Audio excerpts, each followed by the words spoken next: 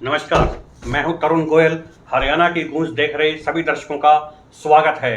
फतेहाबाद में संभावित नगर परिषद चेयरमैन के चुनाव हेतु उम्मीदवारों ने कमर कस ली है। मैं आपको बता दूं कि फतेहाबाद नगर परिषद चेयरमैन अनुसूचित जाति के लिए आरक्षित कर दिया गया है। जब से आरक्षण दिया गया है तब से लेकर अब तक करीब 32 लोगों ने अपनी दावेदारी जताई है। हालांकि खुलकर सामने नहीं आ रहे हैं, लेकिन सोशल मीडिया की बात करें तो सोशल मीडिया पर इनका नाम जरूर सामने आ रहा है। मैं आपको इनके नामों के बारे में विस्तार से बता देता हूं। सुनीता रत्ती हैं, जो पूर्व में उप प्रधान रह चुकी है, प्रमुखता से नाम उभर कर सामने आ रहा है। हरदीप सिंह है, जो पत्रकार रहे हैं, सामाजिक कार्यकर्ता है, संपर्क बनाना शुरू कर दिया है लोगों से। फतेहाबाद शहर की अगर बात करूं तो हरदीप सिंह को लोगों से संपर्क बनाते हुए देखा जा सकता है। रंजीत ओड हैं, जो वार्ड नंबर 6 के काउंसलर हैं। अनूप डच है, कांग्रेस लीडर के रूप में अपनी अच्छी पहचान रखते हैं फतेहाबाद में। विद्या रत्ती है, जो बीजेपी की सीनियर लीडर हैं। उसके अलावा पूनम रत्ती है, शम्मी रत्ती हैं। रमेश जोइया पत्रकार भी हैं, जिन्होंने पिछले दिनों अखबार के अंदर खुलकर अपना दावा जताया था फतेहाबाद चेयरमैन के पद हेतु। डॉक्टर मुख्तियार सिंह सदर ले लीजिए, कृष्णा पंवार ले लीजिए, हरजिंदर सिंह खिंची का नाम भी प्रमुखता से आ रहा है। फतेहाबाद बालाजी गैस एजेंसी के संचालक हैं। काफी समय से फतेहाबाद लोगों की सेवा कर रहे हैं, गैस वितरण का कार्य करते हैं। जैसे ही अनुसूचित जाति के लिए सीट आरक्षण हुई, हरजिंदर सिंह खिंची के बारे में सबसे पहले जो अखबारों में खबरें छपी थी। उसके अलावा राजेश खटक है, जो वार्ड नंबर 22 से पार्षद हैं। जना कटवाल हैं, जो पत्रकार हैं। विजय किराड़ ले लीजिए, सुरेंद्र नायक हैं, जो पत्रकार है, उनका नाम भी सोशल मीडिया पर प्रमुखता से उभर कर आ रहा है। अशोक नायक ले लीजिए, अनूप चौहान ले लीजिए, सुरेंद्र डेगवाल है, मोनू परवाना है, जो किसी परिचय का मुताज नहीं है। मोनू परवाना सेवादार है यहाँ, जो पीर बाबा की मजार पर सेवा करते हैं। रजत खांडा ले लीजिए, युग, जो सुनीता दुग्गल के खासम खास माने जाते हैं, बीजेपी लीडर है रजत खांडा। बलजिंदर चौहान ले लीजिए, लवलता रत्ती ले लीजिए, मीना मानसा ले लीजिए, सुरजीत मेडल है, जो एजुकेशनल एंड सोशल वर्कर है, प्रमुखता से नाम उभर कर आ रहा है इनका भी। एडवोकेट भरत सिंह परिहार का नाम प्रमुखता से उभर कर सामने आ रहा है। नंदलाल सरबटा है, डॉक्टर सुशील इंदौरा है, एक्स एमपी हैं, अपनी अलग पार्टी बनाई थी, पहले इनेलो में थे, कांग्रेस में चले गए थे, बीजेपी में चले गए थे। लगभग बात करें तो इनेलो से जाने के बाद स्टेबल नहीं हो पाए हैं। अब जो सुबगाड़ चल रही है, नगर परिषद चेयरमैन के सीट पर चुनाव लड़ने की बात चल रही है। हालांकि उनकी तरफ से अभी ऐसा कोई आधिकारिक बयान नहीं आया है। हम बात कर रहे हैं सोशल मीडिया पर चल रही खबरों की। अर्जुन लोट की बात कर लीजिए, एडवोकेट वीरेंद्र कुमार, जो वार्ड नंबर 4 से पार्षद है, उनका नाम भी प्रमुखता से चल रहा है चेयरमैन पर प्रतिनिधि के रूप में। रमेश ढिल्लो लगा लीजिए, चाहे वार्ड नंबर 7 के गुरचरण दास की बात कर लीजिए। आज इन संभावित उम्मीदवारों में से प्रमुख उम्मीदवार हरदीप सिंह हरियाणा की गूंज के कैमरे पर हमारे साथ है।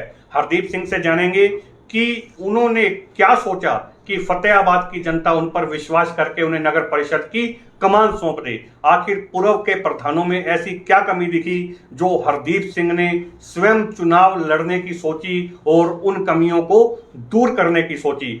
हरदीप जी नमस्कार। नमस्कार जी। हरदीप जी, हरियाणा की गूंज में आपका स्वागत है। नमस्कार, हरियाणा गूंज के सभी दर्शकों को मैं नमस्कार कहना चाहूँगा। हरदीप जी, सबसे पहले अपना परिचय आप हमारे दर्शकों को दे दीजिएगा। मैं हरदीप सिंह शहर में सामाजिक कार्यकर्ता के रूप में ज़्यादा पहचान है और सन 2000 से मैं मीडिया लाइन में बतौर पत्रकार सब एडिटर काम करता रहा हूँ। अगर परिवार की बात करें तो परिवार में कौन कौन है आपके? परिवार में पिताजी एक्सपायर हो चुके हैं 2001 में, माँ है, घरेलू लेडी हैं, वो छोटे भाई हैं 2, और मुखिया आप मुझे ही मान सकते हैं परिवार में इस वक्त। हरदीप जी, लगता नहीं, जब से मैं आपको जानता हूं, हमारी हरियाणा की गूंज की टीम का आपसे काफी समय से परिचित है हम आपसे, राजनीतिक बैकग्राउंड नहीं लगता आपका कोई। कैसे टिक पाएंगे आप चुनाव में? देखिए, जहाँ तक राजनीतिक बैकग्राउंड की बात है तो मेरा राजनीति से कोई दूर दराज तक वास्ता नहीं, आपने ठीक कहा। लेकिन मैं ये मानता हूँ कि जो आपने करेक्शन करना चाहूँगा कि चुनाव लड़ने का निर्णय मेरा नहीं था। मैं सोशल मीडिया पे फेसबुक मैंने 3-4 साल से बंद किया हुआ था। तो जैसे ही सीट रिजर्व हुई तो कुछ साथियों ने मेरा नाम जो है अलग अलग क्षेत्रों से अपने अपने पेज पे डाला कि हरदीप सिंह जो है जिंदगी संस्था के अध्यक्ष हैं, इनको नगर परिषद चुनाव लड़ना चाहिए। तो जब उन्होंने डाला तो लगातार मेरे पास फ़ोन आने शुरू हुए। मैं अभी तक मेरे नॉलेज में ऐसा कुछ नहीं है। तो मैंने साथियों ने जिन्होंने डाला था उनको पर्सनली फ़ोन किया मैं कहा आप लोग मेरा नाम डाल रहे हो तो ये इलेक्शन जो है थोड़ा बड़ा है, और इलेक्शन आजकल पूरा पैसे का हो गया है और पैसा इसमें बहुत लगता है। तो सभी साथियों ने कहा कि आप चिंता नहीं कीजिए, आपकी जो छवि है, हम चाहते हैं कि इस बार पहली बार जो पब्लिक वोटिंग कर रही है एक अच्छा इंसान यहाँ पर चुन के जाए, तो इसीलिए हम आपका नाम प्रमोट कर रहे हैं, बाकी चीज़ें हमारे पे छोड़ दीजिए। फिर मैं 2-3 दिन यहाँ वहाँ अपने परिवार से, बाकी जो लोग हैं उनसे राय मशवरा करके, जो दोस्तों का रिस्पांस मिला और फिर शहर के काफ़ी गणमान्य लोगों के फ़ोन आए, राजनेताओं के फ़ोन आए, तब लगा कि शायद हमने जो अब तक अच्छा काम किया है उसकी बदौलत लोग इतना प्यार दे रहे हैं। तो फिर मैंने दोस्तों को बुला के कहा कि ठीक है कि अगर आप चाहते हो तो, लेकिन इसमें थोड़ी और मेहनत करने की ज़रूरत है, क्योंकि हम उस लेवल पर साधन संपन्न नहीं है। पैसे के मामले में हमारी छवि अच्छी है तो हमें थोड़ी मेहनत ज़्यादा करनी पड़ेगी। आपने पैसों का जिक्र 2 बार किया हरदीप जी, लगता है इस चुनाव में आप पैसों के बिना टिक पाएंगे? देखिए, टिकने के लिए मैं मानता हूँ कि पैसों से ज़्यादा आपका वजूद जो है वो टिकना ज़रूरी होता है, और जिस व्यक्ति का इस चुनाव में वजूद सबसे मजबूत होगा वो कैंडिडेट भी सबसे ज़्यादा मजबूत होगा। 2001 से आप पत्रकारिता लाइन में हैं, 2021 आ गया, लगभग 20 साल से आप पत्रकारिता आपने बड़े नजदीक से देखी है। जी। लगभग 4 चुनावों की बात करें, 5 साल के एक टर्म प्लान होता है, 4 चुनावों में से कितने चुनाव ऐसे हैं जो बिना पैसों के लड़ा गया हो?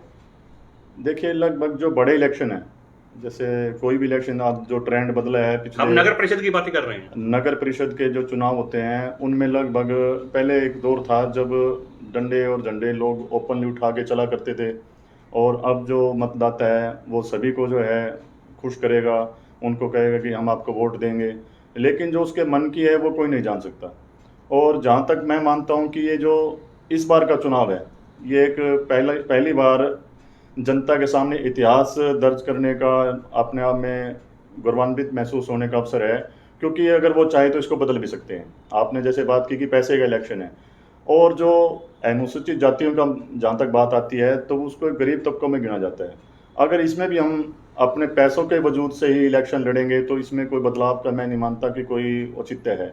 अगर इसको एक सुनहरा अवसर आया है पब्लिक के सामने शहर के विकास के लिए, तो पैसे को ना देखकर आप वजूद को देखिए, उसके काम को देखिए। अगर किसी कैंडिडेट ने मेरे से अच्छा काम किया है तो आप उसको वोट दीजिए। मैं ये नहीं कहता कि मैंने सबसे अच्छा काम किया है, लेकिन जो जनता ने अब तक देखा है, हमने इस शहर में 2001 से लेकर अब तक पता नहीं कितने मुद्दों पे काम किया है। चिल्ली झील का मामला हो या नशे का मामला हो, हर तरह के मामले में हम आगे रहे हैं। तो लोगों ने शायद वो व्यवहार की वजह से, कुछ साथियों ने कहा कि नहीं, समाज सेवा वाले को राजनीति में नहीं आना चाहिए। हम आपकी तरह एक बड़े सीनियर साथी ने टीवी में फिल्म में इंटरव्यू लिया था, तो उसमें भी एक जो एक्टर कहता है कि नहीं, राजनीति अगर गंदी है तो उसको उतर कर साफ करना चाहिए। तो शायद हमारी किस्मत में ऐसा लिखा होगा तो हम इस अवसर को क्यों छोड़ें। हरदीप जी, पहले 25 लोग मिलकर प्रधान का चयन करते थे, जी। अब वार्डों की संख्या लगभग 28 या 30 हो जाएगी। जी। मान लीजिए 30 लोग करते थे, लेकिन अब लाखों लोगों ने प्रधान चुनना है। जी। डगर आसान नहीं है, देखिए, लगता क्या है? चाहे इलेक्शन छोटा हो या बड़ा हो, डगर कोई भी आसान नहीं होती। आप जब मीडिया लाइन में आते हो तो आपको लगता है कि ये बड़ा आसान काम होगा, लेकिन जब आप कलम चलाना सीखते हैं तो बहुत सारी आपको दिक्कतें आती हैं। आप लिखना कुछ चाहते हैं और वो आप लिख नहीं पाते, लेकिन जैसे जैसे आप वक्त बिताएंगे, आप मेहनत करेंगे, तो वो डगर आपकी आसान होती रहेगी। वैसे ही ये राजनीति भी है, और इस तरह के जो आप 1.25 लाख के करीब वोट बता रहे हैं, जो वार्ड 30 वार्ड हो जाएंगे, तो मैं फिर वही उसी बात कहना चाहूँगा कि अगर जनता, क्योंकि जनादेश जनता ने देना है, अगर जनता कहेगी कि हाँ, इस व्यक्ति ने शहर के लिए बहुत कुछ किया है, इतने साल में इसने पसीना बहाया है, कुछ भी नहीं था, ओहदा नहीं था इसके पास, और इसने इतना पसीना बहाया है, बहुत सारे मुद्दों को इसने बिना ओहदे के भी हल कराया है, और इसको एक अवसर देना चाहिए, क्योंकि ये नौकरी नहीं है जिसको आप रिश्वत दे के ले लोगे। ये एक शहर से, विकास से जुड़ा मुद्दा है। अगर आप परिपाटी को बदलना चाहते हैं तो इस डगर को जनता ही आसान करेगी, और उसकी ताकत सिर्फ वोट है। अगर जनता अपने ईमान से वोट देगी तो मैं आपको दावे के साथ कह सकता हूं कि उनका ईमान इस बार नहीं डगमगाएगा। आपने विकास की बात की है हरदीप जी, जी। चिल्ली झील विकास के लिए प्रयासरत है। जी। चिल्ली झील बाट जो रही, ये भी कोई आए और उसको संभाले। पूर्व में उपायुक्त रहे डॉक्टर नारायण सिंह बांगड़ ने काफी अच्छा काम किया, लेकिन काम फिर से रुक गया है। लगता नहीं कि कारण क्या रहते हैं?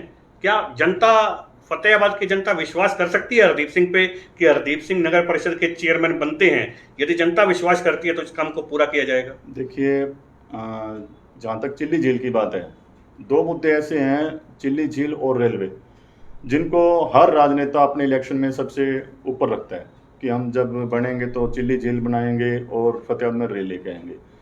मेरे को एक हमारे बुजुर्ग नेताजी हैं, मेरे पारिवारिक हैं, उन्होंने कहा था, बेटा हम हमारे दादा परदादा जो सुनते आते थे कि ये दो चीज़ें बनेंगी, हमारे बच्चों को हम कहते रहे, लेकिन आज तक बनी नहीं। कुछ टाइम पहले काफ़ी साथियों ने प्रयास किए, कुछ करीब 1 दशक पहले मैं भी उनमें, मेरे को भी जोड़ा गया।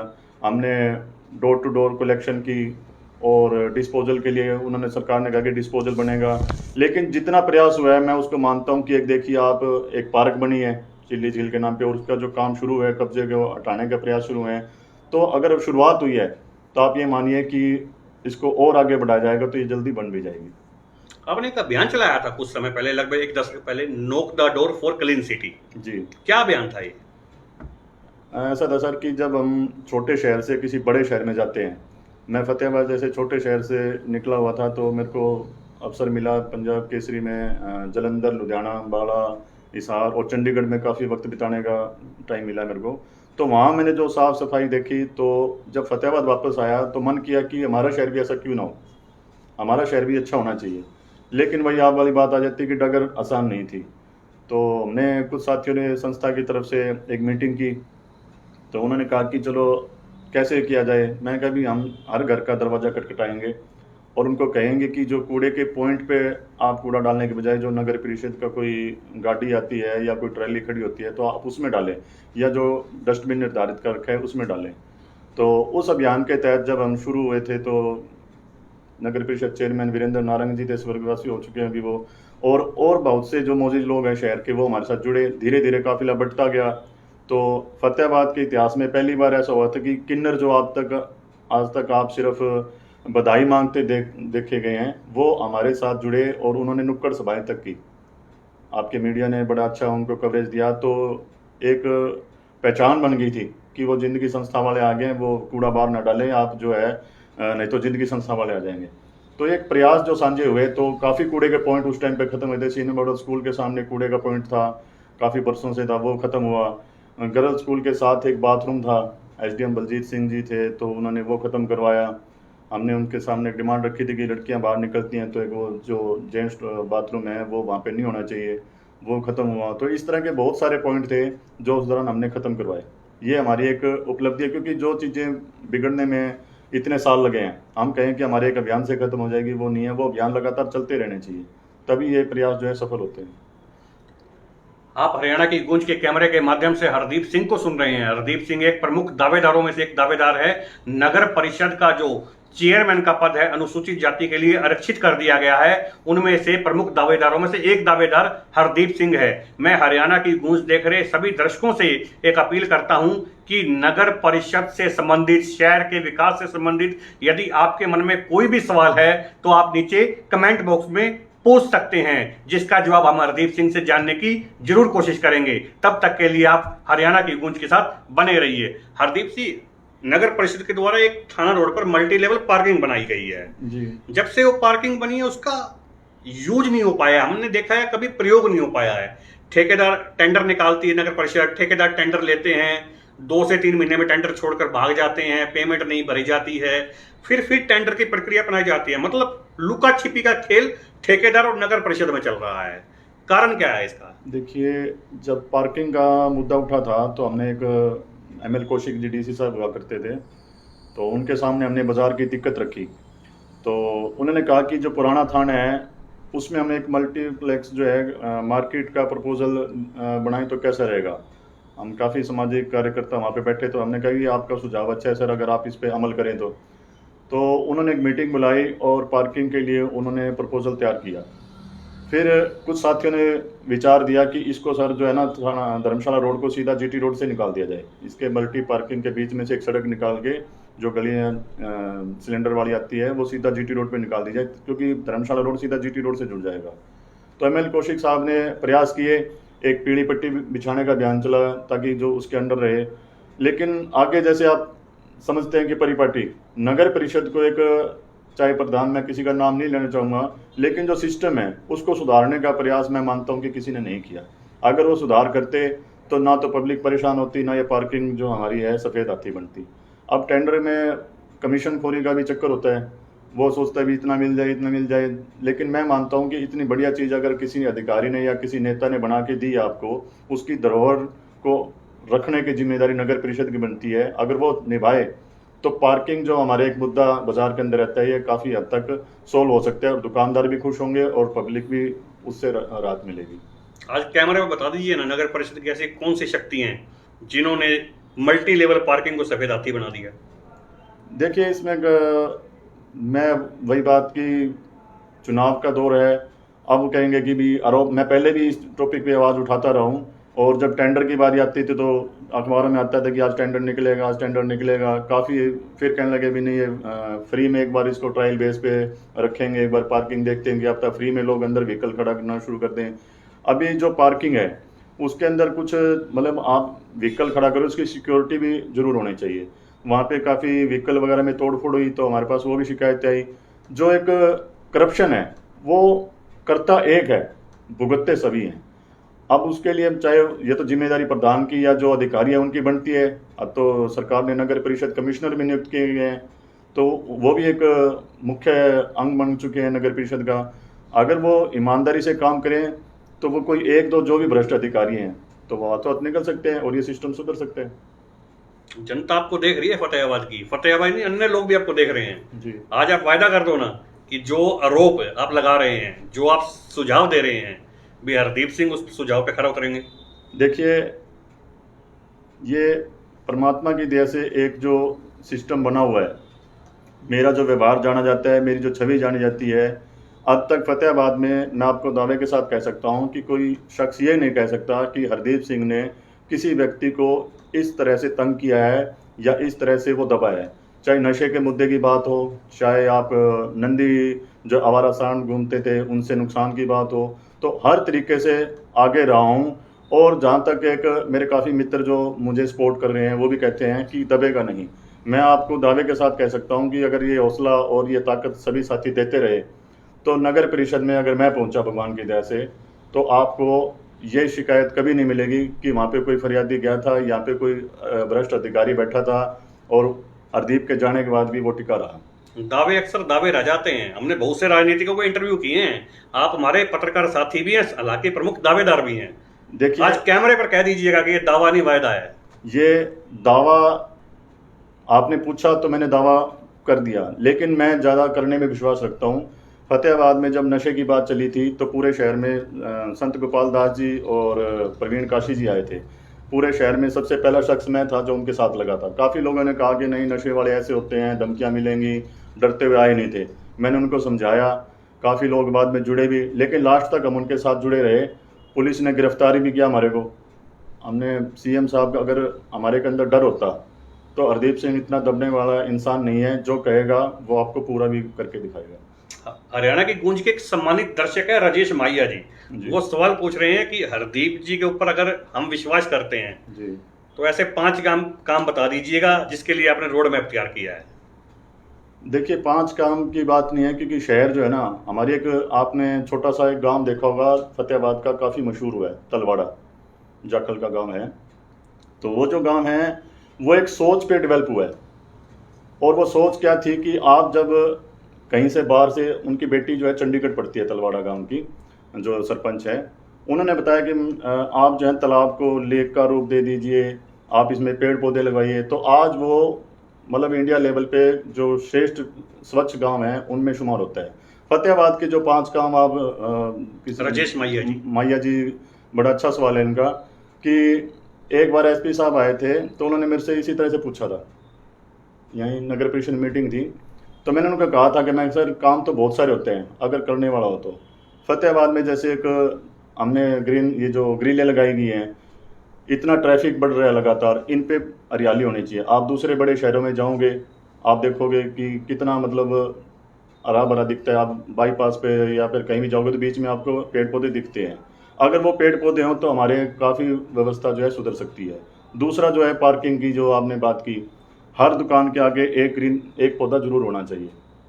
तीसरा जो है कचरे के जो पॉइंट है, एक व्यवस्था ऐसी जरूर होनी चाहिए कि कहीं भी कॉलोनी नहीं कट रही है, वो पहले एक कचरे का डंपिंग पॉइंट जरूर बनाएं, क्योंकि आज हमारी ट्रालियाँ जो है कचरा डालने जाती है तो वो कई बार खड़ी रहती है, और दिक्कत किसको आती है? ट्राली वाले कर्मचारी को। कई बार तो वो ट्राली जब्त हो जाती है और ये अखबारों में आपके बहुत कम आती है चीज़ें, और वो वहाँ पे खड़ी कर लेते हैं जिसके वहाँ पे खेत में डालने जाते हैं ना। तो कचरे का हमने सबसे पहले आवाज़ उठाई थी सीएम साहब के सामने, आपके रिकॉर्ड में भी अखबारों में दर्ज है कि फतेहाबाद में अगर कचरे के पॉइंट की किसी ने डिमांड उठाई थी तो हमने उठाई थी। वो कचरे का जो पॉइंट है आज तक 7 साल में नहीं बन पाया। हम सबसे पहला प्रयास करेंगे कि वो कचरे का जो पॉइंट है, एक डंपिंग पॉइंट है, वो बन के तैयार हो, ताकि जो कचरा डालने की समस्या है। अब आप देखोगे, हमारे मैं एमसी कॉलोनी में रह रहा हूँ, कचरा डाल डाल के लोगों ने प्लाट की दीवार तोड़ दी। मतलब इतना दबाव कचरे का प्लाट के ऊपर आ गया है। तो ऐसे जितने भी लोग हैं, ऐसे प्लाट जो खाली पड़े हैं, उनको स्पेशल नोटिस निकाल के दिया जाना चाहिए, ताकि ये व्यवस्था जो है सुधर सके, क्योंकि कचरा जो है आदि बीमारियों का घर है। तीसरा जो आपने कहा कि फतेहाबाद में सीवर लाइन व्यवस्था जो है, धर्मशाला रोड का हम जिक्र करेंगे। धर्मशाला रोड पे मतलब सिस्टम है कि पब्लिक हेल्थ का काम था, वो उखाड़ के चले गए, फिर नगर परिषद ने बना दिया, नगर परिषद आई, फिर नगर परिषद ने शुरू किया, फिर पब्लिक हेल्थ आ गई। तो ये जो खाऊ सिस्टम है, इसको बंद किया जाना चाहिए। एक व्यवस्था ऐसी हो कि पहले प्रपोजल तैयार होकर कमिश्नर के पास जाए, नगर परिषद जो कमिश्नर हैं उनको बताया जाए सर कि हम ये काम करना चाहते हैं, और वो कहेंगे पहले आप कर लो, फिर उसके बाद नगर परिषद आएगी। ये व्यवस्था से अगर ये काम होता तो आज ये दिक्कत ना आती। अब आप देखिएगा कि रोड बन गया, लेकिन जिस पर्पज से बनाया गया था धर्मशाला रोड, पानी निकासी का वहाँ पे अभी प्रबंध नहीं है। अभी बरसात आई तो पानी फिर डबल हो गया। अगर ये व्यवस्था दोनों डिपार्टमेंट ने ठीक मिल के की होती तो शायद ये व्यवस्था सुधर सकती थी। जितने भी अब हमारा फवारा चौक है, शहर की हम इसको शान कहते हैं, सफ़ेद हाथी बना के छोड़ रखा है हमने। तो इस तरह के बहुत सारे मुद्दे हैं, 5 नहीं है, मैं कहता हूँ 50 हैं। करने वाला होना चाहिए। संस्था आपकी जिंदगी संस्था, जितनी बार आपने प्रशासन से इसके बारे में बातचीत की? लगातार मैं बता रहा हूँ ना कि अभी आपको छोटा सा एग्जांपल देता हूँ। लाल बत्ती का मुद्दा था, कितने साल बंद रही, किसी ने गौर नहीं किया, बस अब हाँ लाल बत्ती है बंद। हमने डिमांड उठाई तो लाल बत्ती का शुरू होगी, शुरू होने के बाद उसका टाइमिंग सेट नहीं था, 6 बजे बंद कर देते थे, ये मतलब येलो डी पर चला देते थे। तो मेरे को पता लगा कि ऐसे है, तो हमने डीसी साहब को ज्ञापन दिया कि इसका रात के टाइम का 8-9 बजे का टाइम किया जाए, ताकि ये जो है व्यवस्था सुधर सके, क्योंकि एक्सीडेंट का कारण बनते हैं। तो वो टाइम 9 बजे का हुआ। रही बात कचरा प्रबंधन की, मैंने आपको बताया कि जब सीएम साहब फतेहाबाद में पहली बार आए थे, मेरे पास रिकॉर्ड में पड़ा है वो, कि हमने सबसे पहले फतेहाबाद में सरकारी कॉलेज और एक कचरा प्रबंधन का, ये 2 मांग रखी थी। सीएम साहब ने कहा था आपकी दोनों मांगे पूरी हो गई, भूना में कॉलेज बना दिया गया है और फतेहाबाद में कचरा प्रबंधन भी जल्द हो जाएगा। तो उस बात को हमने उसके बाद भी लगातार फॉलो करते रहे। अब जैसे नशे का व्यापार चल रहा है, हमारे पार्षद महोदय काफ़ी शपथ तो ले लेते हैं कि हम जो है चिट्टा बेचने वालों का समर्थन नहीं करेंगे, उनकी जमानत नहीं लेंगे, लेकिन जब इस तरह के मामले उजागर होते हैं और उनका कोई जानकार निकलता है तो सबसे पहले जमानत लेने वाले भी वही होते हैं। ये व्यवस्था बंद करनी पड़ेगी। इस तरह के जो चीज़ें हैं गिनाने से नहीं होंगी, वो करने से होंगी। मैं यहाँ पे कुछ गिना के चला जाऊँ और बाद में कहेंगे नहीं, अगर आप करके देखोगे तो आपको वो हल भी होंगी समस्याएं। करनी पड़ेगी और करूंगा, 2 अलग अलग शब्द है, विरोधाभास है। हम जो कमेंट देख रहे हैं, जनता आपको समर्थन दे रही है। हरियाणा की गूंज के सम्मानित दर्शक आपको समर्थन दे रहे हैं। उन दर्शकों को तो आप वायदा कर दीजिए, मैं करूंगा ऐसी व्यवस्था। देखिए, हरदीप सिंह मेरा जो नाम रखा गया है, और मैंने संस्था जो जिंदगी बनाई थी, जिंदगी का अर्थ होता है कि चाहे वो किसी भी तरीके से हो, जिंदगी का मतलब विकास है। अगर हम जिंदा हैं तो उसका एहसास भी होना चाहिए। हम जिंदा तभी हैं जब हम किसी मुद्दे पे बोलेंगे, दबंगता के साथ बोलेंगे, किसी भी चीज़ से नहीं दबेंगे। आपने अब तक कितने प्रधान बनाए हैं, आप चाहे कोई भी हो, कभी गिनने में आता था कि उन्होंने एमसी खरीद के चेयरमैन बन गए, कभी कहते थे वो आपस में नगर परिषद में गाली गलौज कर रहे हैं। मैं आपको दावे के साथ कह सकता हूं कि मेरे मुंह से कभी तो किसी ने अपशब्द नहीं सुना, और अगर मैं नगर परिषद में पहुंचता हूं तो मेरा व्यवहार से मैं सारी चीज़ें जीतने की कोशिश करूंगा। और आपसे वायदा करता हूं कि 5 साल के बाद आपको जो है चीज़ें, जो आप मुद्दे में अब तक बिना कुछ ओहदे के भी हल करता रहा हूँ, वो आपको 4 गुना स्पीड से हल होती दिखेंगी। हरदीप जी, एक हरियाणा की गूंज के सम्मानित दर्शक है कृष्ण कुमार जी, सवाल पूछ रहे हैं आपसे, बड़ा ज्वलंत सवाल है जी। बाजार अतिक्रमण से सिकुड़ते जा रहे हैं जी। आप प्रधान बन जाते हैं, आप कार्रवाई करते हैं तो दुकानदार आपसे नाराज हो जाएंगे, कार्रवाई नहीं करेंगे तो आम जन आपसे नाराज हो जाएगा। कैसे संतुलन बिठा पाएंगे? देखिए, संतुलन जो है व्यवहार से बनता है।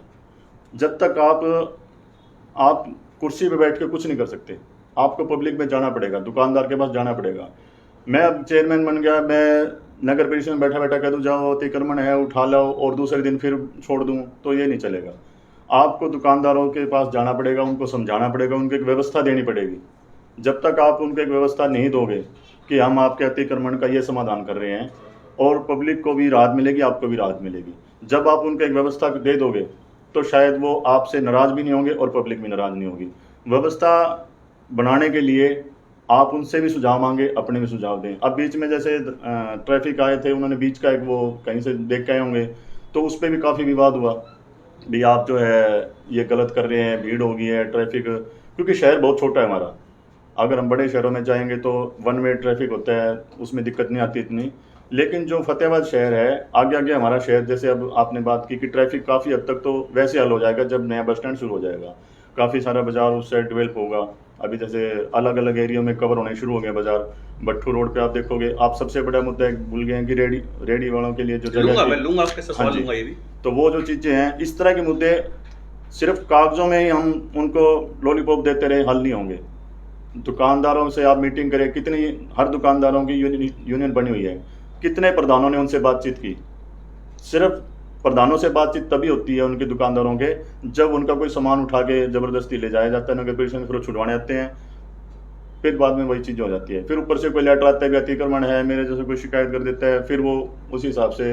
आप बाजार की बात करते हो, जीटी रोड पे आपने अतिक्रमण की बात नहीं की, क्योंकि बाजार से ज़्यादा चौड़ा जीटी रोड है हमारा, ये जो मुख्य मार्ग है। इस पे भी आप देखोगे कहीं गाड़ियाँ खड़ी है, कहीं कुछ खड़ा है, तो यातायात व्यवस्था पूरी तरह से डिस्टर्ब रहती है। ये चीज़ें सुधारने से होंगी। अच्छा, दूसरे जो कैंडिडेट हैं, मैं उनसे भी कहूँगा कि आप सिर्फ चुनाव तक ही सीमित ना रहें। आप चुनाव हार भी जाते हैं तो भी आप पब्लिक के बीच में रहना सीखें। जब तक आप पब्लिक के बीच में रहना नहीं सीखेंगे, आप 5 साल बाद ही सिर्फ एक हाथ जोड़ के दिखेंगे, और जब उनके सुख दुख की बात आएगी तो आप उनके कहीं भागीदार नहीं मिलेंगे, तो 5 साल बाद आपको भी फिर वही रिजल्ट मिलेंगे जो एक कमज़ोर नेता लगा लें या जिसने काम नहीं किया उसको बदल दिया जाता है, उस तरह के। अगर आप, मैं दावे के साथ कह सकता हूँ, अगर आप 5 साल हर सुख दुख में दुकानदार के, मजदूर के, रेडी वाले के भागीदार रहेंगे, तो आपको अगले साल प्लान में जनता खुद कहेगी कि आप आइए, आप ही हमारे सबसे बेस्ट प्रधान रहे हैं और आपको हम दोबारा चुनना चाहते हैं। तो उसमें आपको पैसे की जरूरत नहीं पड़ेगी, आपको व्यवहार ही आपको दोबारा जिताएगा। हरदीप जी, मैंने बहुत से राजनीतिकों के साक्षात्कार किए हैं जी कुछ समय बाद राजनीतिक लोग ट्रैक से उतर जाते हैं। जी मेरे कृष्ण कुमार जी जो हरियाणा की गूंज के सम्मानित दर्शक है, उसके सवाल से वे उतर गए हैं। आपने इस सवाल को डाइवर्ट कर दिया है, आप भट्टू रोड पे ले गए हैं, जी जीटी रोड पे ले गए, लेकिन आपने सुझाव नहीं बताया है नहीं, कि सुझाव- आमजन और दुकानदार संतुलन कैसे बिठाएंगे। आमजन में आप किसको गिनते हैं? आमजन हम लोग हैं, हम परेशान होते हैं। नहीं, आप दुकानदार भी हैं। नहीं नहीं नहीं, आप नहीं नहीं दुकानदार नहीं, भी मैं हैं, आपको बताता आप हूँ। जन- आम आम जन जन भी देखिए, अगर हम 50-50 की बात करें, 50-50, अगर नौकरी पेशा जो लोग हैं उनको हम दुकानदारों में नहीं मानते जी। हैं, ठीक है। 50% दुकानदार मान लेते हैं, 50% नौकरी पेशा लोगों को मान देखिए, लेते हैं। अब पार्किंग आपने जिक्र किया, खुद ने जिक्र किया आपने, पार्किंग है। अगर पार्किंग है, मान लो मैं आप आम पब्लिक है, आम पब्लिक से तालमेल बिठाया जाए। अब आम पब्लिक ऐसी है कि उसको गाड़ी लेके आई है, सामान लेना उसने, अब वो दुकान जिद करेगी कि हमने तो दुकान के आगे गाड़ी खड़ी करनी है, तो वो तो नहीं चलेगा, उसको गाड़ी तो पार्किंग में खड़ी करनी पड़ेगी। अगर वो पार्किंग में गाड़ी खड़ी करेगी और दुकानदार से पैदल चल के सामान लेगी तो ट्रैफिक व्यवस्था नहीं होगी। दूसरी बात, जो दुकानदार है, दुकानदार का जो हिस्सा बनता है अतिक्रमण का, आप जो दुकान का हिस्सा बनता है उसकी बाउंड्री में रह के आप कुछ भी रखिए। अगर आप सड़क का भी हिस्सा उसमें घेर लोगे, देखिए आपको पुलिस की कार्रवाई का भी सामना करना पड़ेगा, और उसमें किसी तरह का कोई समझौता नहीं करेगा, चाहे इसमें कोई नाराज होता है या कोई भी होता है। ये चीज़ें देखिए, आप व्यवस्था सुधारने की तरफ जाओगे तो आपको थोड़ी बहुत ही बुराई भी लेनी पड़ेगी। लेकिन अभी तक किसी भी प्रधान ने इस तरह का कोई, क्योंकि वो राजनीति लगा लो या फिर सोचते नहीं वोट खराब होएंगे, भाई छोटा सा शहर है, सभी एक दूसरे को जानते हैं। और दुकानदारों के साथ मैं बहुत रहा हूँ, जितने भी भाई हैं मेरे, और सभी सामाजिक संस्थाओं से जुड़े भी हुए हैं, प्रयास वो भी करते हैं। आप जवाहर चौक में मेरे बग्गा भाई हैं, उन्होंने एक छोटा सा प्रयास किया, आपस में तालमेल बिठा के उन्होंने पार्किंग, बीच वाली जो पार्किंग थी हटा दी। उनको लगा कि ये व्यवस्था ठीक है, तो वो व्यवस्था उनके लिए ठीक रही। लेकिन जो आप जो सवाल उठा रहे हैं, ये व्यवस्था जब तक प्रोजेक्ट के साथ इस पर मंथन करने की जरूरत है। ये नहीं कि आपने एक इंटरव्यू लिया कि मैं ये ऐसा हो जाएगा, ऐसा हो जाएगा, ये खाली दावों में रह जाएगा। आपने खुद ने कहा कि दावे नहीं, काम चाहिए। अगर काम चाहिए तो उस पर पूरा प्रपोजल पूरी प्लानिंग के साथ होगा। अभी आप चिल्ली झील बनाने की बात कर रहे थे, चिल्ली झील के लिए प्लानिंग चल रही है तभी वो बन रही है। अगर हम सोचेंगे सिर्फ एकदम से पानी आप चिल्ली झील में पानी कहाँ से आएगा? अभी पिछले दिनों बारिश हुई, सारा उसमें चला गया। बाजार की जो व्यवस्था है, जब तक दुकानदार और पब्लिक एक दूसरे को कोऑपरेट नहीं करेंगे ये व्यवस्था नहीं सुधरेगी। और उसको सुधारने के लिए हम दोनों को बिठा के, क्योंकि गणमान्य है दोनों ही, और वही व्यवस्था बनाने में नगर परिषद का सहयोग करेंगे, चाहे मैं प्रधान बनूं चाहे कोई भी बने। अब मैं कह दूं कि मैं कलम से ही बना दूंगा या फिर ऐसा नहीं होगा, कोई प्रधान नहीं बना अगर सकता। फतेहाबाद में अतिक्रमण की बात करें, व्यवस्था सुलझ नहीं पाती है। पुलिस नगर परिषद के चक्करों में रहती है, नगर परिषद पुलिस के सहयोग की अपेक्षा करती है। दोनों विभाग तालमेल तो रखते हैं लेकिन उसका हल नहीं निकाल पाते हैं। मतलब कारण समझ नहीं पा रहा हूं, मैं आपसे भी नहीं समझ पा रहा हूं। संक्षेप में समझा दीजिएगा क्या कारण रहता है ये? तालमेल तो देखिए जी, अब नगर परिषद चुनाव से पहले आम पब्लिक जो प्रधान होता है वो रहता है कि मैं आम पब्लिक हूँ, और प्रधान बनने के बाद वो राजनेता बन जाता है। जब वो राजनेता बन जाता है तो उसको ये लगने लग जाता है कि नहीं, पुलिस तो ऐसा है कि पुलिस के पास मैं क्यों जाऊँ, मैं तो राजनेता हूँ और पुलिस मेरे पास आनी चाहिए।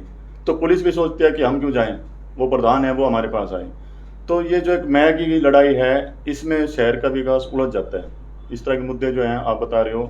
अब ट्रैफिक वालों ने बीच की पार्किंग बना दी, अब नगर परिषद ने कहा नहीं है बीच की पार्किंग ठीक नहीं है, तो टकराव रहा। तो इस तरह की जो चीज़ें हैं, आप जब तक मैं नहीं छोड़ोगे, प्रधान ये नहीं कहेगा कि नहीं मैं प्रधान नहीं, मैं सेवक ही हूँ, चाहे कोई भी बने, मैं नहीं कहता कि मैं ही हूँ।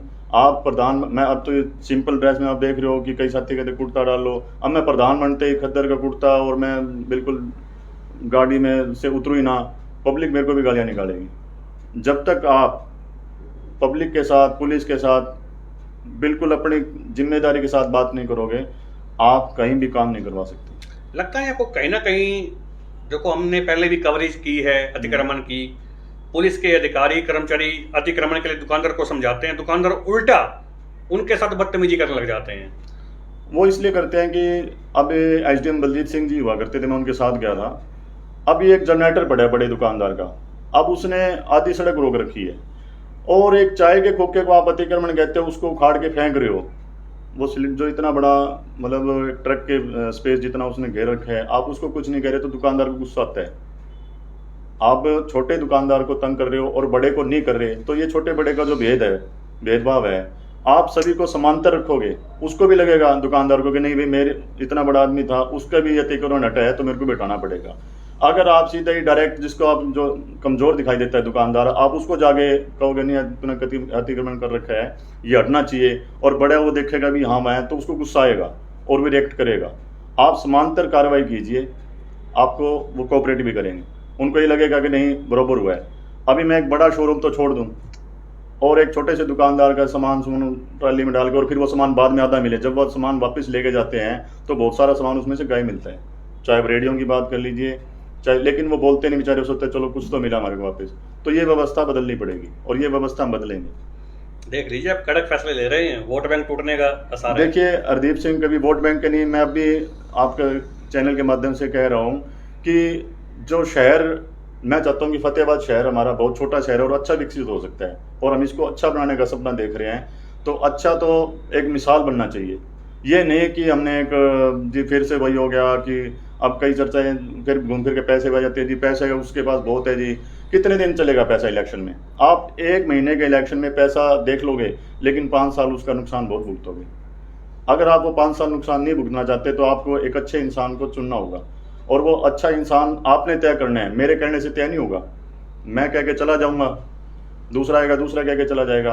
आप उसके काम देखिए, अगर आपको लगता है कि उस इंसान ने बिना कुछ ओहदे के भी अच्छा काम किया है तो वो जनता को चुनना चाहिए। एक हमारे सम्मानित दर्शक है विजय कक्कड़ जी, जी सवाल पूछ रहे हैं आपसे, प्रॉपर्टी आईडी में आ रही समस्या का इलाज संभव है? देखिए बात फिर घूम फिर के वही आ जाती है, इलाज हर चीज़ का संभव है। अब कोरोना जब बीमारी आई थी तो क्या आप किसी ने सोचा था इसका इलाज संभव है? अब हम उससे भी सर्वाइव करके ठीक हो रहे हैं। कैंसर के अब जो इस बीमारी को हम लाइलाज समझते थे, जब कैंसर को भूल के लोग कोरोना को ज़्यादा गंभीर मानने लग गए हैं, तो ये प्रॉपर्टी आईडी या जिस तरह के अवैध कॉलोनियाँ, जो इस तरह की चीज़ें अक्सर आप मीडिया में छापते रहते हो, तो बीमारी कोई भी हो, गलत बीमारी का इलाज अच्छा डॉक्टर ही कर सकता है।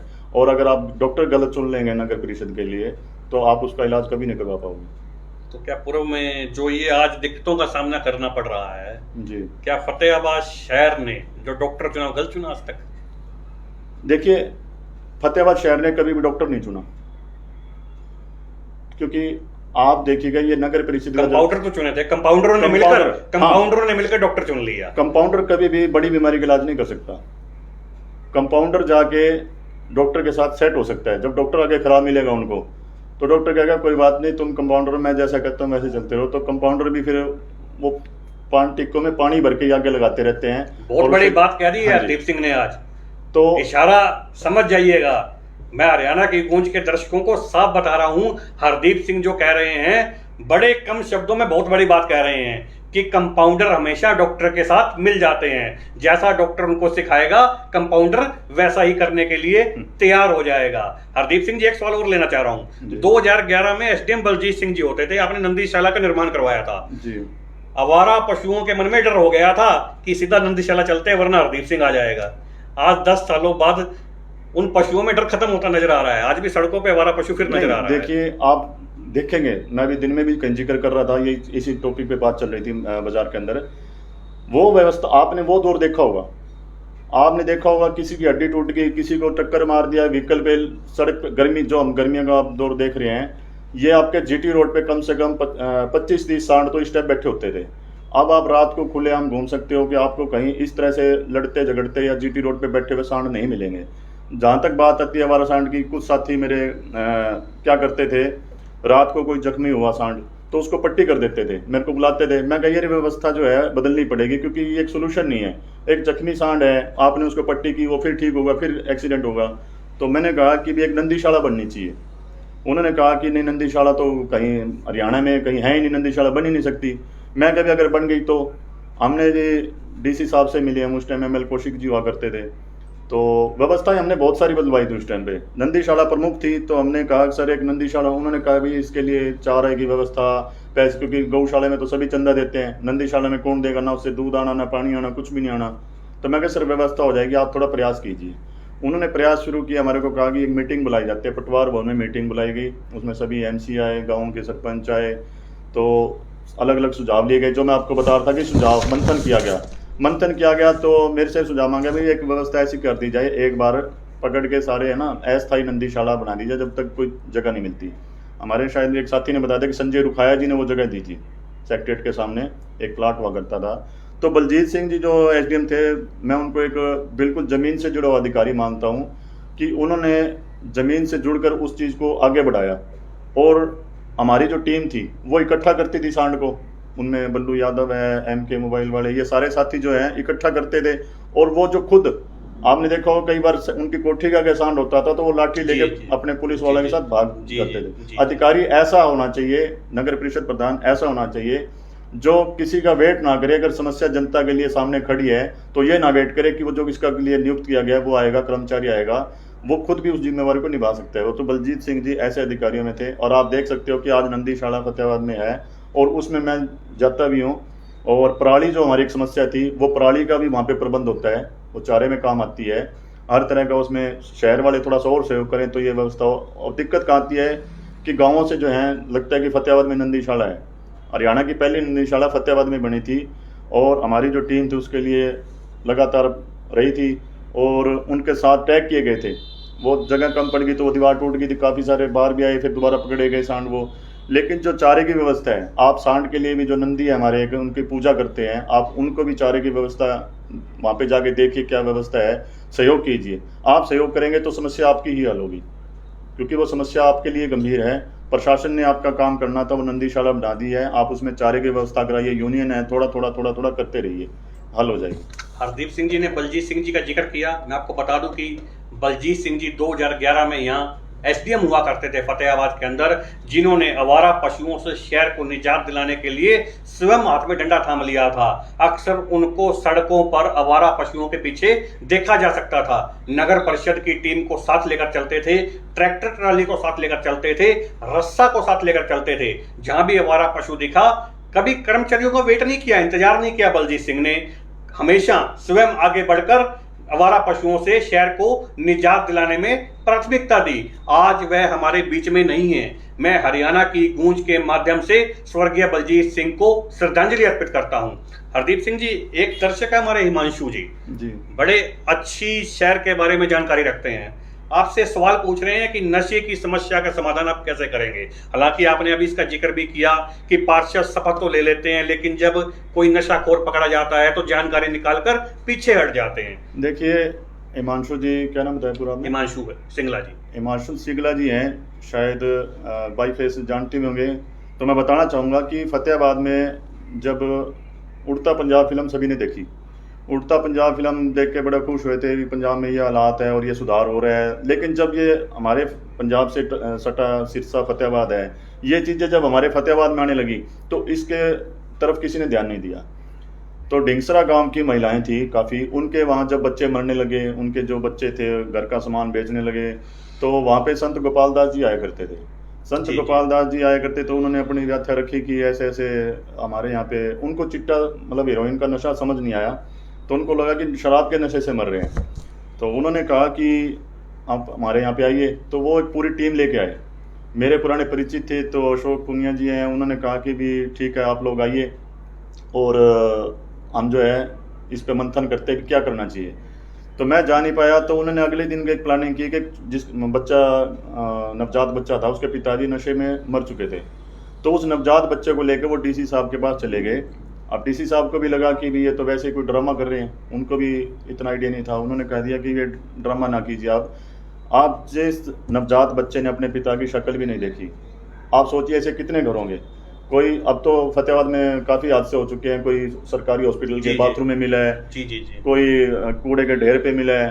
तो ये जो हम पंजाब में देखते थे हमारी तरफ बढ़ रहे हैं।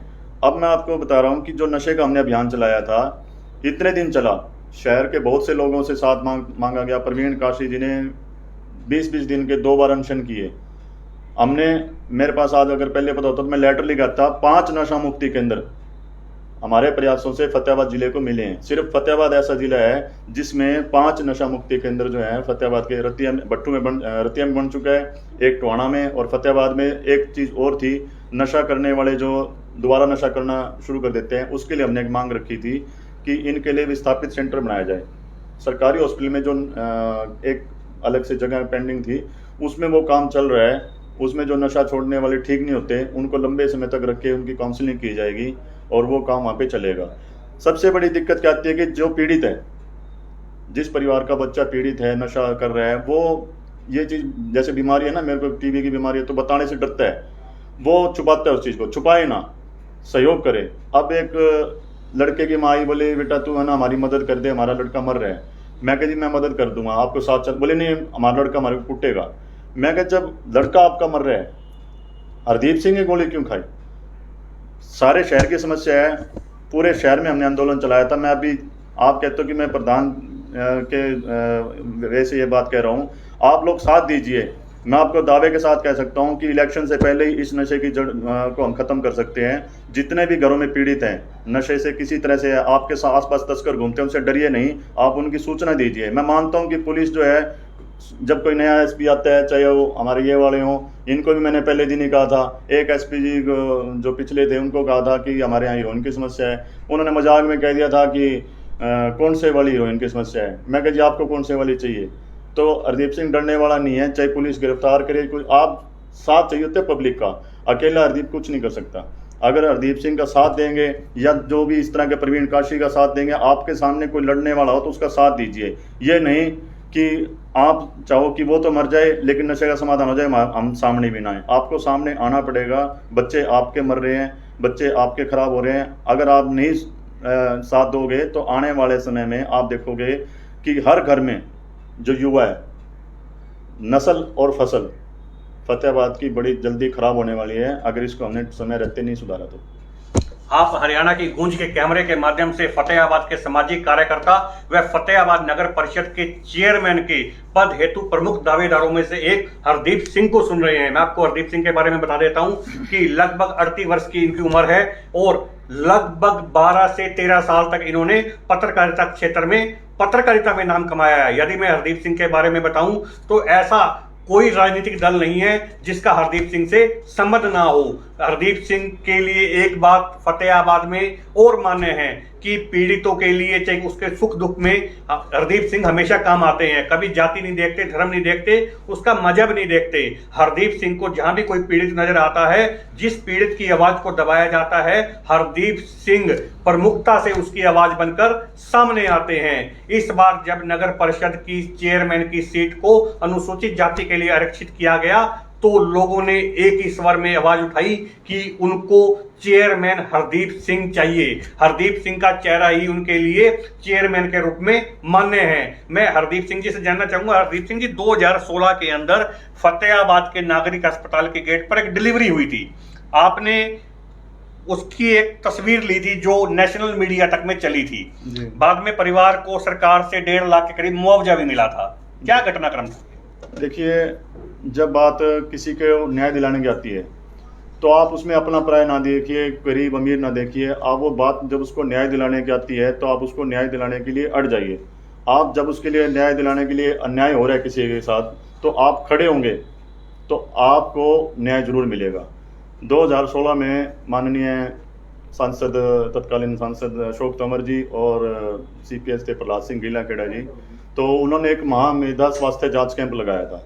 महामेधा स्वास्थ्य जांच कैंप लगाया गया था, उसमें पूरे शहर के जो लोग थे अलग अलग बीमारियों से पीड़ित, उनके इलाज के लिए बड़े बाहर से डॉक्टर बुलाए गए थे। तो उस दौरान क्या हुआ कि सारे डॉक्टर उसमें बिजी थे। एक पेशेंट ऐसी आई, रिक्शा चलाते थे उसका घर वाला, तो वो आए वहाँ पे, उनको कहा कि डिलीवरी होने वाली है बच्चे की। तो जैसे कंपाउंडर की आपने बात की, अब किसी कंपाउंडर ने कह दिया या किसी डॉक्टर ने कहा बोला जी हमारे यहाँ भी आज इसमें खून कम है, आप यहाँ से चले जाओ, आज डिलीवरी नहीं हो सकती, उसको बाहर निकाल दिया गया। तो वो बेचारे वहाँ पे बैठे रहे, कैंप खत्म होने का इंतजार करते रहे। दोबारा वो 3-4 उन्होंने चक्कर काटे।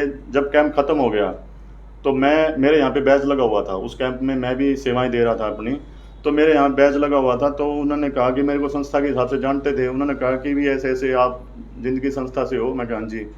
तो नाम नहीं जानते थे वो, बोले जी मेरे घर वाले को ऐसे ऐसे इन्होंने हॉस्पिटल से निकाल दिया खून की कमी बताकर।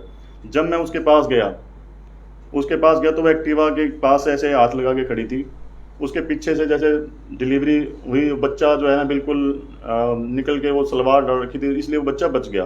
वो निकला तो मेरे रोंगटे खड़े हो गए, तो मैंने कुछ ना देखते वो बैज उतार के फेंका। अगर मैं भी राजनेताओं के इस तरह से मैं दबाव में रहता, क्योंकि मेरे को वो उस टाइम अन्याय लगा तो मैंने उसकी आवाज़ उठाई, मैंने फ़ोटो की। मेरे को पता था कि हॉस्पिटल प्रशासन जो है इस तरह के मामले को दबाएगा और जब तक हमारे मीडिया के साथी आएंगे तो ये मामला जो है दब जाएगा और उनको कोई सबूत नहीं मिलेगा। मैंने वो फ़ोटो क्लिक की और उस टाइम पे जो हमारे वीडियो वाले जो कैमरे आजकल मोबाइल चल रहा है ये नहीं होते थे, तो वो फ़ोटो क्लिक की। तो वो बाद में जब मीडिया के साथी मैंने उनको सर्कुलेट की। सुशील मानव जी हमारे बड़े ही रिस्पेक्टेड स्टेट ब्यूरो हैं द ट्रिब्यून के, उन्होंने वो अपने नेशनल पे लगाई। तो वहाँ चंडीगढ़ पंजाब यूनिवर्सिटी के एक लड़के ने याचिका दायर की, भी ऐसे जो डिलीवरी हुई है गलत हुई है और उसने जो दर्द सहन किया उसको न्याय मिलना चाहिए। 1 साल तक वो केस चला और मैं उस लड़की को कह के आया था, मैं कहा अब मैं तो जा रहा हूँ लेकिन तेरे को जो है ना न्याय जरूर मिलेगा और ये जो ट्रीटमेंट तेरा है बिल्कुल VIP होगा और तू चिंता न। अब वो 1.5 साल बाद उसके घर 1.5 लाख रुपए पहुंचे थे सरकार की तरफ से। तो इस तरह का अगर आपको कहीं भी आप ये ना देखें कि ये मेरे रिश्तेदार है, नहीं है, मैं इसकी क्या मदद करूं। अगर मदद करने के आप में जिगरा है तो आप तमाम चीज़ों को बुलाकर उसकी मदद के लिए आगे आएँ, नफ़ा नुकसान बात की चीज़ें। आपकी इसी काबिलियत की वजह से मैं कमेंट देख पा रहा हूँ, लोग जो दर्शक हैं, हमारे सम्मानित दर्शक हैं, फतेहाबाद की जो सम्मानित जनता है, बड़ा प्यार बरसा रही है आपके ऊपर। देखिए, प्यार की बदौलत ही मैं चंडीगढ़, लुधियाना, अम्बाला, हिसार जो है, नहीं तो मैं भी मेरे को सैलरी 50,000 रुपये मिलती थी। मैं आपको बता दूं, एम्बियंस मॉल छोटा नहीं होता। गुड़गांव में एम्बियंस मॉल है, चंडीगढ़ में मेरे को 5 स्टार ट्रीटमेंट की नौकरी मिली हुई थी, कंटेंट राइटर की, बड़ी अच्छी आजकल ट्रेड है इसका। तो जब ये प्यार था, ये फतेहाबाद का प्यार ही था, मेरे को लगा नहीं जब तक मैं मेरा शहर नहीं सुधार देता, मेरे मतलब जहाँ पड़ा बड़ा हूँ, जब वही नहीं अच्छा होगा मैं अच्छे माहौल में जी के क्या करूँगा। पहले अपना घर सुधारो, ये फतेहाबाद जब अच्छा हो जाएगा तो मेरे लिए नौकरी के ऑप्शन हमेशा खुले रहते हैं। और राजनेताओं की आपने बात की, मैं भगवान की दया से मैंने सबसे पहले इलेक्शन प्रहलाद सिंह जी का संभाला था, उनके साथ भी अच्छा समय बिताया, स्वतंत्र चौधरी जी के साथ भी अच्छा समय बिताया। तमाम पार्टियों के जो नेता हैं वो अच्छा प्यार देते हैं, लेकिन ये इलेक्शन मैं अपने वजूद के लिए लड़ूंगा और अपने वजूद पे ही इसको मैं अगर हारूं या जीतूं वो परिणाम मेरे वजूद का ही रहेगा। अगर शहर की जनता को लगता है कि इस हरदीप सिंह का वजूद अच्छा है और अच्छा ही रहना चाहिए तो वो भी सर माथे होगा। अगर नहीं होगा, उनको ये लगता है कि नहीं हरदीप सिंह ने कुछ नहीं किया, सिर्फ भागम भाग रहा और सिर्फ उसने अपना नाम चमकाने के लिए किया, तो वो भी मेरे लिए स्वीकार होगा। तो मैं इस चीज़ में कभी लालच में नहीं आता कि मैं चेयरमैन बनने के, क्योंकि उस टाइम तक तो किसी को पता भी नहीं था कि चेयरमैन ही रिजर्व होगी। जब मैं ये काम करता था, चाहे नंदीशाला का हो चाहे नशे का हो, तो मैं उस टाइम पे ये सोच के काम नहीं कर रहा था कि मेरे को चेयरमैन बनना है या विधायक बनना है, क्योंकि जब सीटी जब हमारी जनरल थी तो हम वो सोच के काम कैसे कर सकते हैं। और अब भी जितने भी हमारे चेयरमैन के दावेदार सभी मेरे अच्छे मित्र हैं, उनसे भी अच्छे मेरे वार्तालाप होती थी, तो वो भी आते थे। उन्होंने भी कभी नहीं सोचा था कि हरदीप सिंह के लिए हमारे को इस तरह से मतलब उम्मीद करनी पड़ेगी कि ये भी दावेदार हो सकता है। तो हरदीप सिंह जो है पूरा का पूरा, जब नाम के आगे सिंह लगाना तो जिगरा भी शेर के जैसा होना चाहिए।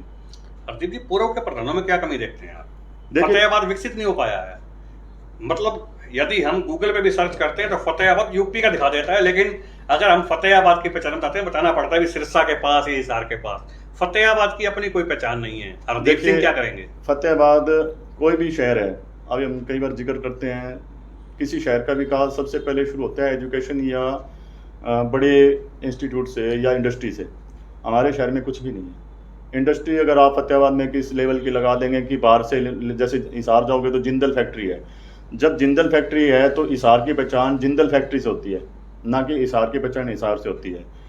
फतेहाबाद में बरसों से एक यूनिवर्सिटी की और मेडिकल कॉलेज की डिमांड चलती आ रही है। अगर हमारे यहाँ पे एक मेडिकल कॉलेज सरकार ने सेशन में तो लगातार कहते ही हैं कि ज़िले में एक मेडिकल यूनिवर्सिटी देंगे, लेकिन वो नहीं, क्योंकि बाहर से जब स्टूडेंट आएंगे तो मॉल भी चलेंगे, बाज़ार भी चलेंगे। जब हमारे शहर के लोकल लोग हैं, उनके पास काम वैसे ही नहीं, दुकानदार के पास, वो क्या खरीदेंगे, क्या घूमेंगे, क्या बाहर जाएंगे। बाहर से जब लोग आएंगे पर्यटक, आप चिल्ली झील को विकसित कीजिए, आपको गूगल पे भी मिलेगा। आप किसी भी सर्च इंजन पे इसको सर्च करेंगे, आपको जब अच्छी चीज़ें यहाँ पे फतेहाबाद में दोगे तो आपको हर चीज़ मिलेगी। लेकिन छोटा है, हमारा सबसे प्यारा शहर है, हम फिर भी इससे प्यार करते हैं। हम चाहते हैं कि इसमें अच्छी चीज़ें होनी चाहिए, इंडस्ट्री होनी चाहिए, इसमें एक सरकारी कॉलेज या यूनिवर्सिटी होनी चाहिए। MM कॉलेज की हम बात करते हैं तो MM कॉलेज भी गूगल पे मिल जाता है आपको, अच्छा है तभी मिलता है वो। अगर सोचते हम बहुत कुछ हैं, ये होना चाहिए वो होना चाहिए। हरदीप सिंह जी क्या प्रयास करेंगे लाने के लिए? देखिए, प्रयास कल का किसी को नहीं पता होता।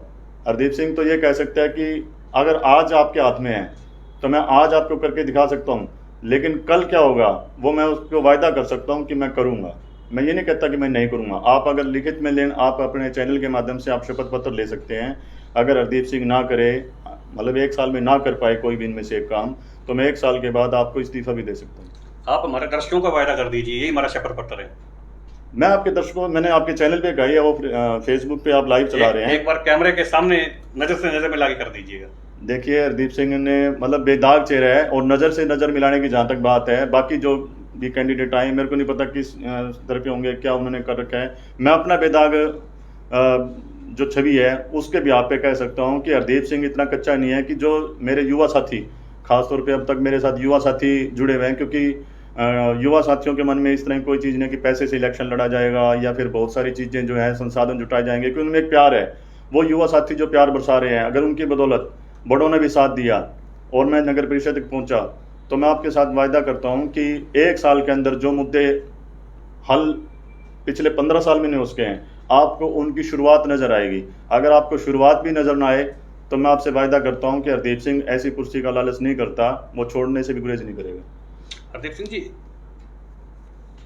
एक सवाल ले रहा हूँ, बड़ा अहम सवाल ले रहा हूँ। क्या हरदीप सिंह नगर परिषद चेयरमैन का चुनाव आजाद प्रत्याशी के तौर पर लड़ेंगे या किसी पार्टी से संबंधित लड़ेंगे? मैं इसका जवाब पहले दे चुका हूँ आपको, एक बार फिर दे दीजिए। मैं इसका जवाब ये दे चुका हूँ कि ये वजूद की लड़ाई है। अगर आपका वजूद अच्छा है, अगर मैं सोचूं, देखिए मेरा किसी भी पार्टी से कोई बिगाड़ नहीं है, सभी मेरे अपने प्यारे हैं, मेरे को बच्चों की तरह प्यार दिया सभी राजनेताओं ने, चाहे उसमें आप कांग्रेस आपके वजूद को देखते हुए पार्टियां आपकी तरफ आकर्षित हो जाती है। नहीं आकर्षित हो, लेकिन मेरे अभी तक तो उसमें नुकसान ये है कि अभी तक तो प्यार लोग जनता का, शहर ये इलेक्शन शहर का है, और मेरा ये मानना है कि जो शहर का इलेक्शन है तो समाज जो है आपके चेहरे को देख के वोट देगा, पार्टी देख के नहीं। अगर पार्टी को देख के वोट देंगे तो फिर वो शहर का वोट नहीं होगा, वो एक राजनीतिक चुनाव होगा। यह एक भाईचारे का चुनाव है। अगर आपको लगता है कि वजूद मेरा अच्छा है तो मैं अपने वजूद पे ही, मेरे साथियों ने मेरे को प्रेरित किया है कि आपका वजूद, जो आपका चेहरा है, अब तक जो आप देख रहे हैं, मेरे पास कुछ भी नहीं है, लेकिन फिर भी आप सोशल मीडिया पे घूम रहा हूं मैं, तो वो मेरे वजूद पे घूम रहा हूं मैं। मेरा सवाल अभी भी कायम है जी, क्या आप पार्टी से चुनाव लड़ेंगे? मैं पार्टी से नहीं लड़ूंगा, नहीं लड़ेंगे।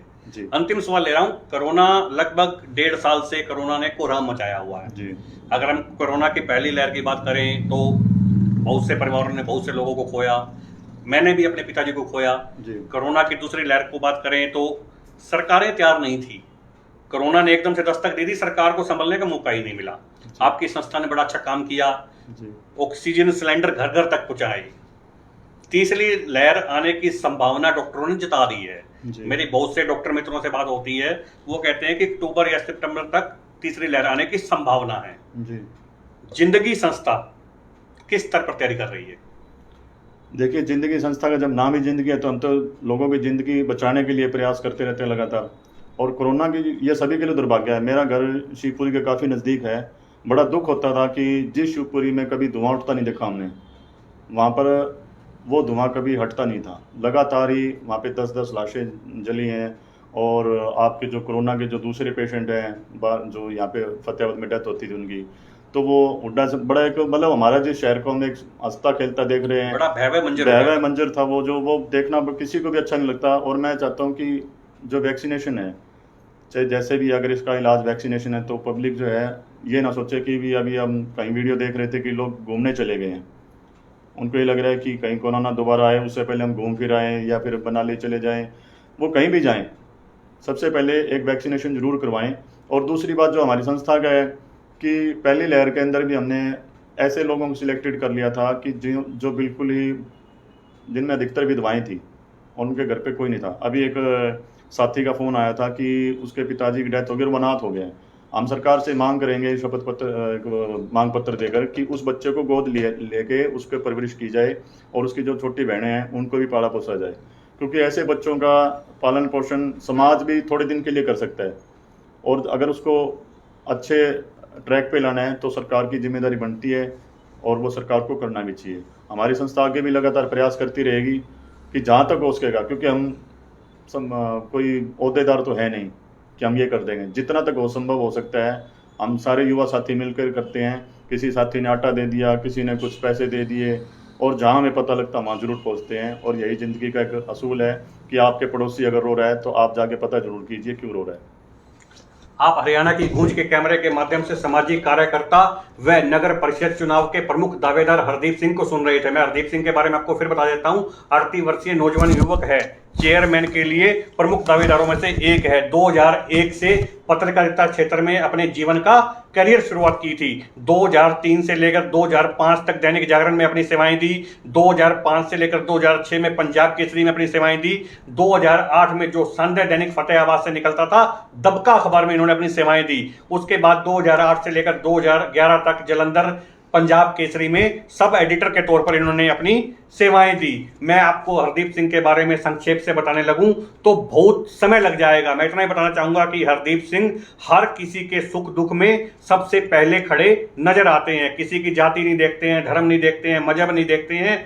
जहां भी कहीं इनको पीड़ित दिखाई देता है, जहां पीड़ित की आवाज दबाई जाती है, वहां पीड़ितों के लिए प्रमुख आवाज, उनकी आवाज को प्रमुखता से उठाते हैं, खुद उनकी आवाज बनकर सामने आते हैं। चाहे आप नशाखोरी की बात कर लीजिए, चाहे आप फतेहाबाद के अंदर आवारा पशुओं की बात कर लीजिए, कोरोना काल में ऑक्सीजन कमी की बात कर लीजिए, कहीं भी हरदीप सिंह की जरूरत महसूस पड़ी तो जिंदगी संस्था के माध्यम से हरदीप सिंह ने आगे पहुंचकर हर उस काम को किया जिस काम के करने के वह लायक थे।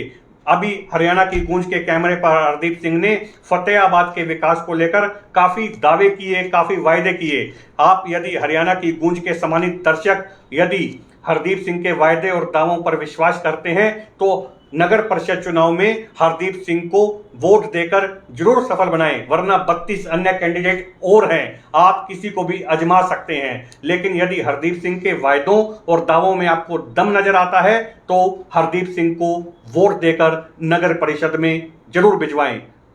कैमरामैन मोनू जांगड़ा के साथ तरुण गोयल, फतेहाबाद, हरियाणा की गूंज।